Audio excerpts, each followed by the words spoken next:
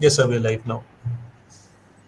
Yeah, hi everybody. Let us welcome now Deepak Jain, CFO of Ather Energy. Ather is one of the real pioneer when it comes to two-wheeler EV mobility in India, and I think Ather is the probably the first real sense hardware startup in India. There are lot many companies started from zero and become very big, but Ather is in this age of scenario where tons of venture funding comes into software development, everything else. Ather was kind of a hardware which was first time founders, no family money, and no backing by us. And then they raised a lot of money from the seasoned founders. So Deepak, how has been the journey of Ather so far, and how has been your journey there? It's Salation, everyone. Thank you for having me around. I think one of the things that kind of underscores the entire journey for Ather has been patience, right? Um, it's been a very tough, but a very fulfilling, but a very patient journey that we had to go through, right? Uh, it's almost like you envisaged starting off the company in 2013, with a certain thought process of building battery packs, etc., and realizing that probably there are not as many great vehicles to put the battery packs in, right? And then you embark on a journey to say, okay, let's prepare a lighthouse of a vehicle, right? Which is what grounds up took 5 years to literally invest every engineer. And there was a point in time, probably Ather had one of the largest engineering team in India, right? My God. Building the vehicle and all the stacks that go into the vehicle. So it's not just how the hardware comes together, but it's how the hardware, software, the design, the entire battery pack, the battery management system, motor train, everything, right? How they really come together is what the journey was. And that was one part of just building the vehicle. The second part, which was wanting us to actually put us more in a way to say be more patient, is when we launched the vehicle and also still had to ensure that it's on road to be sure that the bugs are fixed, the issues are resolved. It's a hardware industry, right? It's not something that you start day one and everything works. Correct, Well, the correct. good part is most of the things did work. We didn't have any vehicle blowing up or something, but the fact remains is it's still a journey, right? You have to be extremely patient. You got to understand what the nuances of a hardware of such nature, and this is literally a technology built from scratch, right? Correct. Which is what the big factor is, and that's why it needed much more patience. And I think in the decision making for us, what is important is how do you simplify your decision making process, especially when you have a long journey of almost 6 7 years, right? Of getting to what you have today, the 450X a performance variant, right? Is to be sure you define the value systems, right? And you define your decision making process, which is having product experience and customer experience at core of whatever we do. So if you think about our product design, you think about our ecosystem that we're creating through our charging infrastructure. You look at our retail experience centers that we have, we call it the Ather space. The UI that we have when somebody comes to our website to order a vehicle, right? The financing options that we have. We want to create a much more holistic experience so that anybody who embarks on a journey on EV understands it very holistically, understands it as an upgrade, understands that it's probably the next step forward, right? Correct. Yeah. Not just the product, but the whole ecosystem and the experience. And that's been the larger journey, right? Just help us keep us focused to be sure you keep product experience, customer experience paramount, and be patient. And we are here. Oh, that's huge. In fact, really, when I think of it, the kind of heavy lifting you have done on almost every area, like say, forget about today, people are talking about charging and swapping. I think when you started, there was no concert charging, right? And I think recently Ather announced that they are going to open source the whole design. That is, I think, another very huge milestone, right? So somebody today mentioned in one of the panel that the India real start will happen. The EV is the opportunity where the India hardware will take off. And Yes. I think probably Ather has been there at the front, which has been really doing this, and probably kick off our what you call the whole lack of R&D, everything else. Probably Ather will solve it. So now coming to the, like say, you have been a very seasoned professional, have been multiple large corporation. So from moving from a large corporation to a startup, so how the journey? How I think large or small. The more important thing is what is on the table in terms of in terms of the business model, right? And to me, large organizations have their own set of challenges, their own set of structures to it, right? Which you got to evolve into, which you understand as a finance professional, and you learn and contribute to it. When you think about a startup, the good part is it's ever changing and ever evolving thing, right? So if somebody is keen to look at challenges, passion to drive something, startup is the place to be. And a startup like Ather, which has so many different facets built into one, right? You have retail operations, you have manufacturing operations, you have a software stack that sits on a vehicle, right? You have services built in, you have a full-blown product, right? Consumer product. I think just the sheer complexity of the business, the way it is and the way it's modeled is so phenomenal that that probably just keeps you going and keeps your adrenaline growing, right? And that to me has been the biggest passion of moving into Ather, right? When Got I it. look at from larger organization standpoint, uh, you look at scale, you look at the multi-geo-national situations, right? But Ather, I think, encompasses various many verticals into one, Got it. and it's been fulfilling so far for sure. Great. So, let's say when we see India, India is fundamentally a two-wheeler country, right? So globally, people talk of cars and everything else, but I think that globally, probably India and China are two countries which sell almost 20 million EVs every year, right? Which is huge. There is 2 crore vehicles going on the road every year. Delhi has some 80 lakh, two-wheelers running there. So, what do you think? How the EV adoption will happen, and what will take the adoption to happen? When it will become say 60%, in 3 years, 5 years, what is going to do that?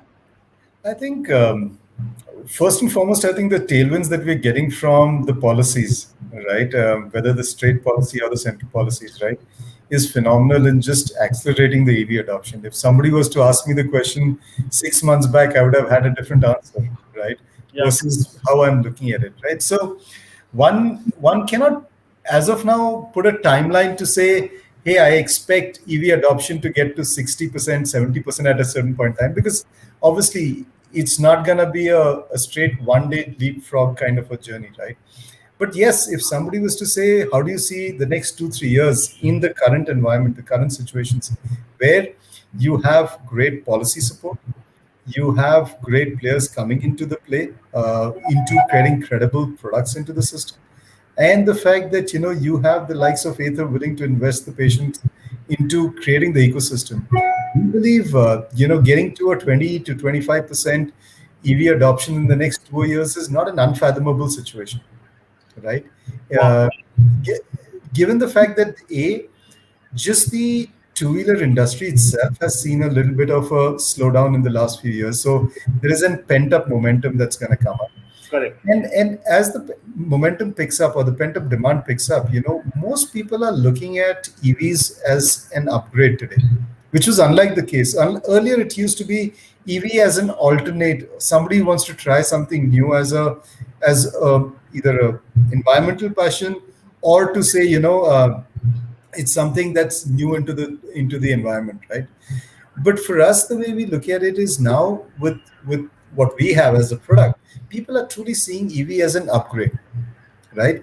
And that consumer mindset is changing, and the government policies and the credible players coming in is just helping improve the noise on the matter. So we believe the EV adoption curve will move faster than what it was envisaged to be. Wow. So if you say 25 to 30%, so 25% means almost 5 million EVs, right? Yes. Actually 20. So 5 million EVs every year. So that means in a 4 years time or like 6 years time, we will have close to 20 to 30 million EVs on the road, Yes. right? So do Yes. you think the infra is ready, the grid is ready, and the biggest gorilla will the batteries will be there? So many batteries we are going to get. Um, let's answer the first question, right? As far as the grid and the EV is concerned, right? I mean, the infrastructure is concerned. I think, first and foremost, EV two-wheelers, the infrastructure requirement is not as onerous as one looks at an EV four-wheeler infrastructure Correct. requirement, Correct. right? Correct. For sure, one charge, you get at least 100 odd kilometers, give or take, depending on which vehicle you choose, right? Correct. Uh, on an average, and anybody rides a two-wheeler, and mostly scooters, and are more into the city, right? Not outside the city, right? So about 20-30 kilometers is an average rate. So the need for a significant amount of infrastructure for charging is not big, but it's still there. I'm not Correct. Correct. belittling the requirement from an infrastructure standpoint, right?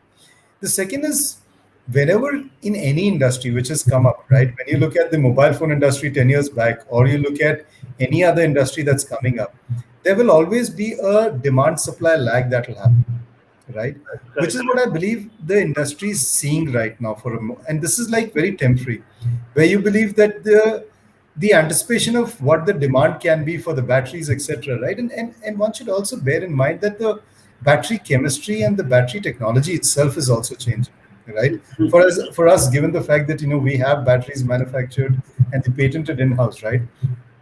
We are able to change very quickly because we own the technology, right? And Correct. therefore, the earlier 18,000 batteries now to 21,700 batteries, it was easy for us. We're already in the third generation of our battery, right? Within 3 years of being. So So you'll see a few things happening. One, you'll see definitely an improvement or a change in technology on the batteries. You will see the supply of batteries picking up. It's not going to happen day one, but the supply of batteries will pick up. And the correct. fact that the chemistries will change as well, right? And you'll need people to be nimble, which we can be. And we believe, like any industry changing phenomena, it will have a time lag effect, but there's no reason. If the consumer demand is there, the supply will have to happen. But not a supply. Like say when it comes to supply, especially on battery side, right? It goes to the what you call lithium side. And so, do you think the lithium will remain dominant, or some new chemistry come? And if lithium remain dominant, what will be the China factor, right? From where people are going to get lithium and cobalt? What's your view on there? So as I said, right, today from all the technology that we know of, right, and all we understand, right, lithium ion is supposed to be the most credible, stable technology that's going after. If you look at not just China, but if you think about the gigafactories that are being set up as well, right, I think there's a bet that has been taken that lithium ion is the way forward. There will be tweaks to the chemistry as it happens, but eventually the base of what we expect the battery technology to be at, and for some time, will continue to be lithium ion, is the way we look at it, right? And therefore, the whether it's the China factor or not, at some point in time, the global supply has to come into an equilibrium, right? Which is what I believe will happen, right? Now, if suppose there is a issue at a China conversation, right? I still believe if you think about just let's say the chip shortage today, right? Now one can say, okay, again there is a China phenomenon over there, but you seeing that there is enough and more happening in the industry to solve for that as a problem at a global level. So if there is, I think besides, I can keep aside the political boundaries for a moment, but if there's a genuine industry changing phenomena, consumer changing phenomena that's happening, the supply globally will have to catch up. Now, whether it gets caught up through China, whether it gets caught up through new gigafactories in Europe or any other locations, or Korea picking up some new chemistry and starting something on it, I think those are the nuances of how things will evolve. But the fact remains is there is no doubt that the supply will pick up. I mean, lithium ion is the technology that people are banking on, and that's the way forward. Now, I think recently Ather kind of open source is fast charging, right? And we all know that there is a no standard in two-wheeler, three-wheelers, and no two-wheeler, three-wheeler as of today, other than Ather, has fast charging capability, right? Now, that is a huge advantage for Ather. So, what are the reason rationale behind open, sourcing the your key, what you call, I will say, key competitive advantage? I mean, it, Very it goes back competitive, to the right? genesis. It goes back to the genesis, right? Of the fact that Ather Energy started off saying, we want to work in the energy space. We want to create clean clean energy solutions, right? Hmm. And batteries became a part of it, and then eventually vehicles became a part of it. For us, the genesis goes back to the fact that we are keen that the category grows. The category grows in the right way. Today we have a charging standard. We have the patented charging standard which has been out in the field for the last 2 years. It's tried, tested, and in absence of that, we want the industry to move forward and move fast into it. And if we can open up our patent and it helps let the industry into a faster EV adoption curve, why not? Right? For us, what we sell, as I said, is a phenomenal consumer experience that will continue to be at the core strength for us, right? Opening up these patents just helps drive the category faster. So will you also try to become a charging company, or you just want somebody else to do the use your standard and deploy them everywhere? Today, we have close to about 150 public chargers in the system. Actually, that number's gone up to 200 this month, right? Wow. We probably one of the largest public charging infrastructure, private public charging Correct, infrastructure, correct, correct. right? We intend to grow that significantly, right? Because we believe there is a need, a customer need, and a customer experience that we do not want to get hampered, right? And because of which, every city that we go into, we ensure that our public charging infrastructure is set up before we go into that city, Got right? it. And we will continue on that philosophy. Opening the patent just helps us to ensure that Ather customers are served even better, Got it. correct? So it's just a plus plus to us, right? It's not a minus to us. So as I said, customer is the core. Yeah, no, it's a very counterintuitive, but it's, yeah, very, I think, very powerful also. The problem, the ethics standard might become an industry standard. They might be, right? Because as we speak today, there's nobody else has done any fast charging into two-wheeler, three-wheeler. So that is a good bet can be there. Now Yes. moving on. So if, like, say, assume if policymakers are listening to this, or somehow this message go to the policymakers, what is one thing which you will demand policymakers? I understand. I think as it comes to policy, India is really very high these days, right? The policy is really changing fast, really trying to at least run. It has never happened earlier, right? It is like, say, the subsidies are way coming from all the states, right?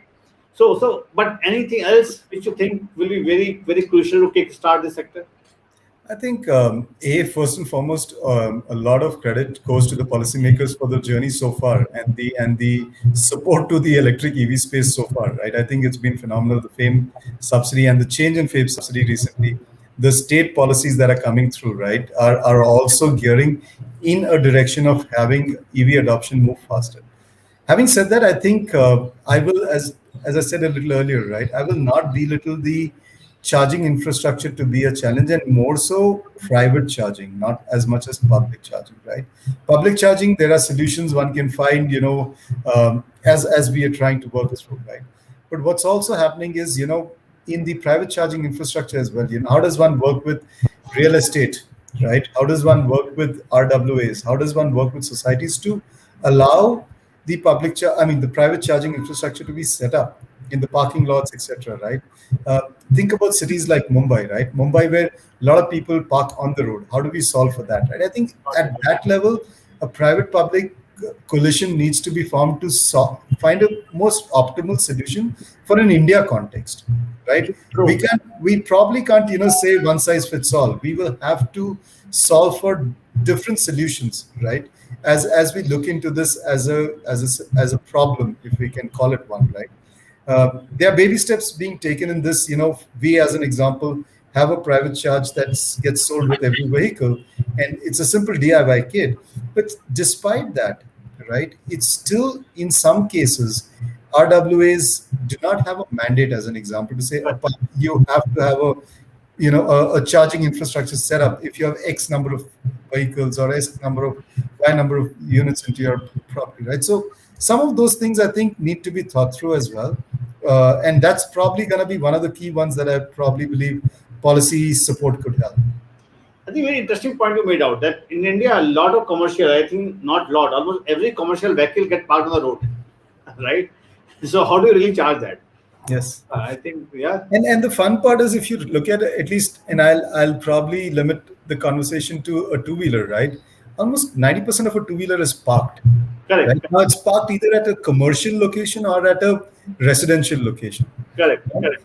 And therefore, if there is policy support that comes in from a real estate standpoint, right? And I'm just calling it at a broad-based real estate, I think that will be something extremely powerful to, again, help the consumer experience, right? Consumer could be somebody who's looking at it as a commercial vehicle or a personal use, but that to me is a big changer that needs to be worked upon.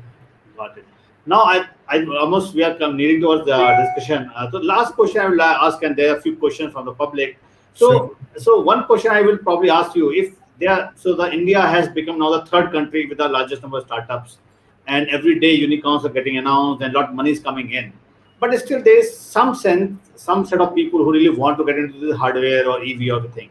What is will be your message to them? Anybody who wants to start into hardware and EV kind of thing, because the money is not much as coming as it is coming to the app world. So what will be your message there? What I said is what was the success factor for Ather, right? Right. Have patience. That's the most critical. It's the bedrock of whatever you do, right?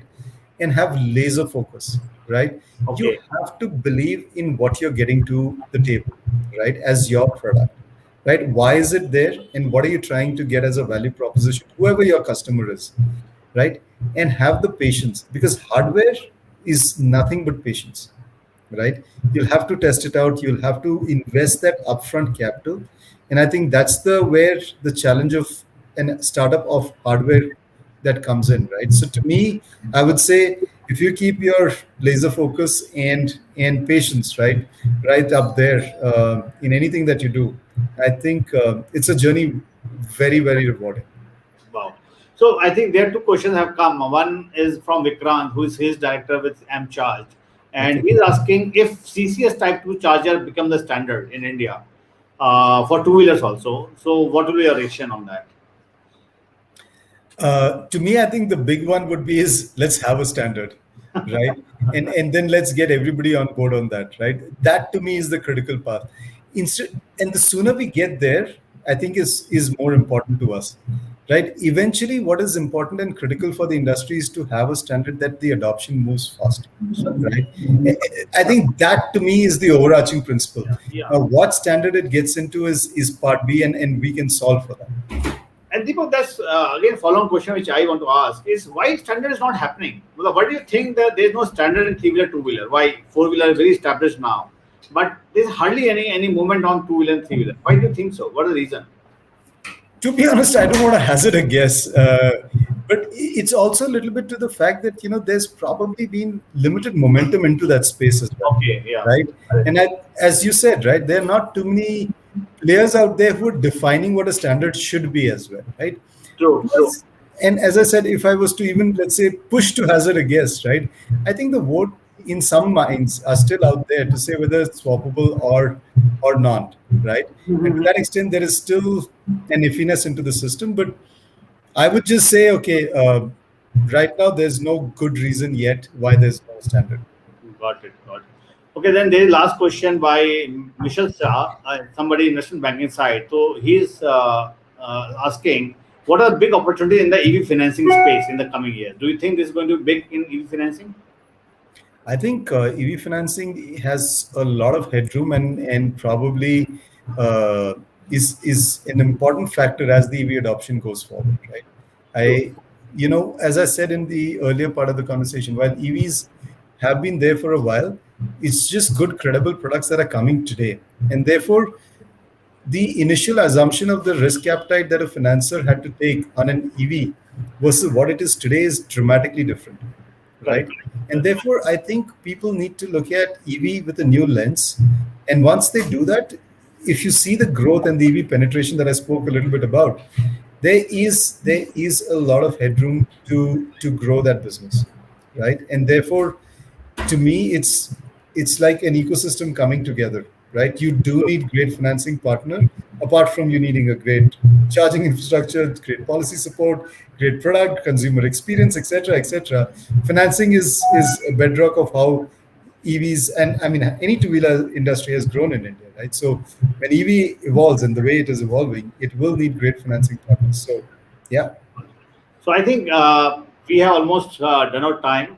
Thanks a really lot. Do you have any questions for me? Just for a No, Shailesh, thank you for having me around, and yeah, look forward to just the EV journey as it evolves. yeah. So thanks a lot, Deepak, and thanks everybody for patiently listening to us. Great interacting with you, Deepak, and bye bye. Thank you. Bye bye.